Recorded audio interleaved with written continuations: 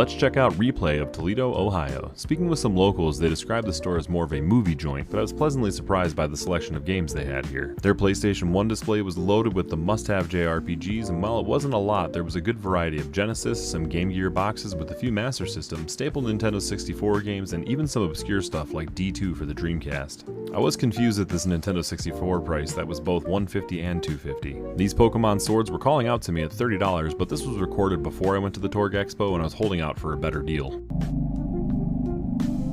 But there were several of the other sought-after Pokemon games like Crystal and Emerald.